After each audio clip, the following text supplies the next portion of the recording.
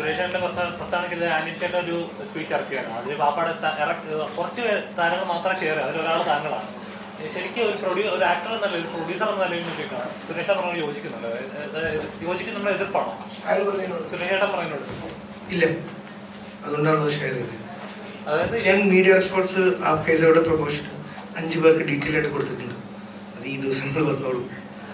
Repeated ആയിട്ട് ഭയങ്കര boring. അങ്ങനത്തെ ഒരു ചുമ്മാ ഒരു വിഷയമല്ല, വളരെ ഉത്തരവാദിത്തപ്പെട്ട ഒരു ബിഗ് ഇൻഡസ്ട്രി, ഇത്രയും വലിയ ടാക്സ് പേയിങ് ഇൻഡസ്ട്രി കുറിച്ചുള്ള ഒരു ഇതൊക്കെയാണ്. എൻ്റെ പേഴ്സണൽ അഭിപ്രായം, ഞാൻ കഴിഞ്ഞ 3-4 ദിവസം മുമ്പ് ആ കേസോടെ ഇന്റർവ്യൂസിലൊക്കെ പറഞ്ഞു. അപ്പോൾ ഇത് പ്രസ് മീറ്റ് ദാവീദിൻ്റെ അല്ലേ.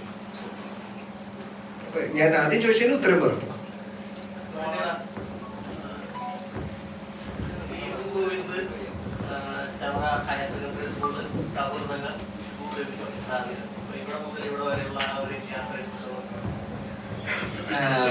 ഭയങ്കര അടിപൊളിയായിരുന്നു. ആൻഡ് നമ്മൾ സിനിമ എടുക്കാൻ ആണ് 2015 എടുക്കണം എന്ന് ഭയങ്കര ആഗ്രഹമായിട്ടാണ് കൊച്ചിയിൽ വന്നത്. അപ്പോൾ ഈ ഒരു 10 years ട്രാവലിൽ ഏറ്റവും സന്തോഷം എന്താണെന്ന് വെച്ച് കഴിഞ്ഞാൽ ഈ സർവൈവ്ഡ് ഇൻ കൊച്ചി. ഇപ്പോൾ ചെറിയ ചെറിയ അഡ്വർടൈസ്മെന്റ്സ് ആയാലും VFX വർക്കുകളായാലും നമ്മൾ സിനിമയിൽ സർവൈവ് ചെയ്തു എന്നുള്ളതാണ്. അസിസ്റ്റന്റ് ഡയറക്ടറായിട്ടായാലും സർവൈവ് ചെയ്തു എന്നുള്ളതാണ് ഭയങ്കര സന്തോഷം.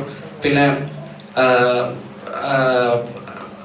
നമ്മൾ ഒരു കഥ എഴുതി, ഒരുപാട് കഥകൾ ട്രൈ ചെയ്തുകൊണ്ടിരുന്നു. ദാവീദാണ് ആദ്യമായിട്ട് കഥ പറയാൻ അച്ഛൻ്റെ അടുത്ത് പോകുന്നത്. അപ്പം അച്ഛവും മറ്റൊരു കഥയായിട്ടാണ് അച്ഛൻ്റെ അടുത്ത് പോകുന്നത്. അച്ഛു വേറൊരു കഥയുണ്ടോ എന്ന് ചോദിച്ചു. അപ്പം ഞാൻ പറഞ്ഞു, ഒരു പുതുമുഖ സംവിധായകന് നിങ്ങൾ ഒരിക്കലും തരില്ല ആ കഥ, ഞാൻ പറഞ്ഞു ചെയ്യാൻ സമ്മതിക്കില്ല എന്ന് പറഞ്ഞു. പക്ഷെ അച്ഛവും ഷിബു ബേജോൺ സാറും ഒരേ സ്വരത്തിൽ പറഞ്ഞു നമ്മൾ ഈ സിനിമ ചെയ്യാണ്. ബിക്കോസ് സിനിമ ഒരു വലിയ സിനിമയായിരുന്നു. ഇപ്പം മോയെ പോലെ ഒരു ആക്ടറിനെ വേണം, പുറത്തുനിന്ന് ആക്ടർ വരണം. അത് എക്സിക്യൂട്ട് ചെയ്യുന്ന ലെവലിൽ ഭയങ്കര വലിയൊരു പടമായിരുന്നു. അപ്പോൾ അവരത് കട്ടയ്ക്ക് കൂടെ നിന്ന്, കാരണം നമ്മൾ ചെയ്തിട്ടുള്ള ചെറിയ പരസ്യങ്ങളൊക്കെ അവർ കണ്ടിട്ടുള്ളൂ. അവരുടെ വിശ്വാസമായിരുന്നു. അവർ കൊടുത്ത അച്ഛവും ഷിവസാറോടെ കൊടുത്ത വാക്കാണ് കൊച്ചുമോൻ സാർ ഇതിലേക്ക് വരുന്നത്. അപ്പോൾ കൊച്ചുമോൻ സാർ വന്നു കഴിഞ്ഞപ്പോൾ എനിക്ക് ഭയങ്കര ഈസി ആയിരുന്നു കാര്യങ്ങൾ കുറച്ചുകൂടെ. കാരണം ഭയങ്കര സപ്പോർട്ടായിരുന്നു ചെയ്തത്. ഞാൻ ചോദിച്ചതെല്ലാം പടത്തിന് തന്നു. അപ്പം ഞാൻ ഈ പറഞ്ഞ ജേർണിയിൽ എൻ്റെ സ്ട്രഗിളിൻ്റെ പേ ഓഫ് എന്ന് പറയുന്നത്, ഞാൻ സിനിമ തുടങ്ങുന്ന വരെ മനസ്സിലാക്കിയിരുന്നത് പേ ഓഫ് ഈ സക്സസ് എന്നായിരുന്നു. പക്ഷെ ഈ സിനിമ തുടങ്ങി ഷൂട്ട് കഴിഞ്ഞപ്പോൾ എനിക്ക് മനസ്സിലായി പേ ഓഫ് സക്സസിന് ഉപരി എൻ്റെ സ്ട്രഗിൾസിൻ്റെ, എൻ്റെ നീവുവിൻ്റെയും സ്ട്രഗിൾസിൻ്റെ പേ ഓഫ് എന്ന് പറയുന്നത് ഈ സിനിമയ്ക്ക് കിട്ടിയ നല്ലൊരു പ്രൊഡക്ഷൻ കമ്പനിയായിരുന്നു. എൻ്റെ സിനിമയിൽ സഹകരിച്ച ക്രൂ ആയിരുന്നു. എൻ്റെ ക്രൂ എന്ന് പറയുന്നതായിരുന്നു നമ്മുടെ ഒരു ഭയങ്കര ശക്തി. ഇപ്പോൾ എക്സാമ്പിൾ പറഞ്ഞു കഴിഞ്ഞാൽ ഇൻസൈൻ ക്രൂ ആയിരുന്നു അവര്. എനിക്ക് ആക്ച്വലി ഒരു ബസ്സിൽ റിഗ് ഇടാൻ സാധിച്ചില്ല, റിഗ് വന്നില്ല. ഇപ്പോൾ മിന്നൽ ബാബു ഏട്ടൻ എന്ന് പറയുന്ന മിന്നൽ ക്രെയിനിന്റെ ബാബു ഏട്ടനുണ്ട്. ബാബു ഏട്ടൻ എൻ്റെ അടുത്ത് വന്നിട്ട് പറഞ്ഞു, മോനെ നീ വിഷമിക്കണ്ട, ഞാൻ ഓടുന്ന വണ്ടിയിൽ മറ്റേ ജിപ്പിട്ട് തരാമെന്ന് പറഞ്ഞു. അയാൾ ജിപ്പിട്ട് എനിക്ക് ഷൂട്ട് ചെയ്ത് തന്നു. എനിക്ക് വള്ളത്തിൽ പ്ലാറ്റ്ഫോം അടിക്കാൻ പറ്റിയില്ല, വള്ളം ബാഡായിരുന്നു വന്ന വള്ളം. പുള്ളി എൻ്റെ അടുത്ത് പറഞ്ഞു വള്ളത്തിനകത്ത് ജിബ് ഇട്ടു. അപ്പോൾ ഞങ്ങൾ പ്രൊഡ്യൂസർ വന്നിട്ട് ചോദിച്ചു, അത്രയും വലിയ ജിബ് എങ്ങനെ ഇട്ടു എന്ന് ചോദിച്ചാൽ എൻ്റെ അടുത്ത് നോ പറഞ്ഞിട്ടില്ല. ഞാൻ ചോദിച്ചു ഒരു കാര്യത്തിലും. ഇപ്പോൾ എൻ്റെ മേക്കപ്പ് മാൻ ഉണ്ട്. ഇപ്പം ഞാൻ വർക്ക് ചെയ്ത പല പടങ്ങളിലും മേക്കപ്പ് മാനൊക്കെ വന്നിട്ട് നിന്നിട്ട് പോവും, 2 ദിവസം വരും. 72 ദിവസം എൻ്റെ കൂടെ അവർ ട്രാവൽ ചെയ്തു. ഇപ്പം എൻ്റെ ഒരു ഓപ്പണിംഗ് സീക്വൻസിന് പ്രതിഭട്ടൻ എന്ന് പറയുന്ന ഒരാള് അയാൾ എവിടെ നിന്നൊക്കെയാണ് ആ കോസ്റ്റ്യൂം തപ്പിയെടുത്തുകൊണ്ട് വന്ന് എനിക്കത് ചെയ്തു തന്നെന്ന് എനിക്കറിയില്ല.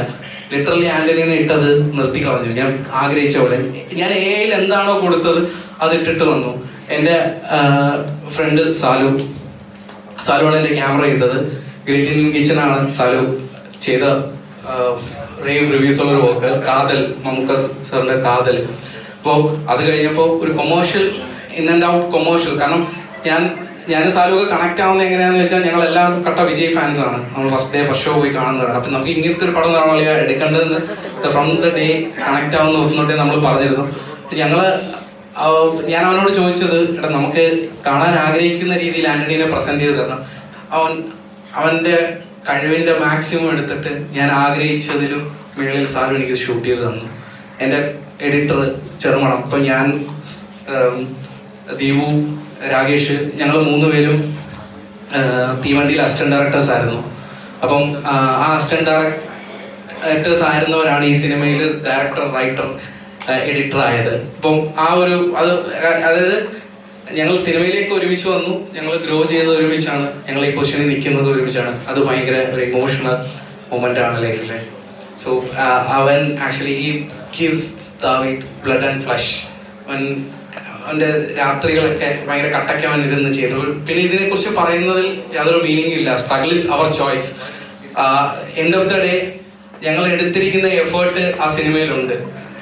എൻ്റെ ഫസ്റ്റ് കട്ട് കണ്ടിട്ട്, ഇപ്പം ഞങ്ങൾക്ക് പടം ഷൂട്ട് ചെയ്ത് കഴിഞ്ഞ് ഫസ്റ്റ് കട്ട് കണ്ടിട്ട് ഭയങ്കര ടെൻഷൻ ഉണ്ടായിരുന്നു. എന്തായി, നമ്മൾ വന്നോ നമുക്കെല്ലാം വർക്കായി, പുറത്തുള്ള ആളുകൾക്ക് വർക്ക് ആവുന്നുണ്ടോ? അപ്പം ആദ്യമായിട്ട് ഇത് ടീസർ കട്ട് ചെയ്യാൻ ഈ സിനിമ കണ്ടത് ലിൻഡോ കുര്യനാണ്. അപ്പം ലിൻഡോൻ്റെ അടുത്ത് പറഞ്ഞു, ചേട്ടാ ഇത് വർക്കബിൾ ആണല്ലോ, പരിപാടി അടിപൊളിയായിട്ടുണ്ട്.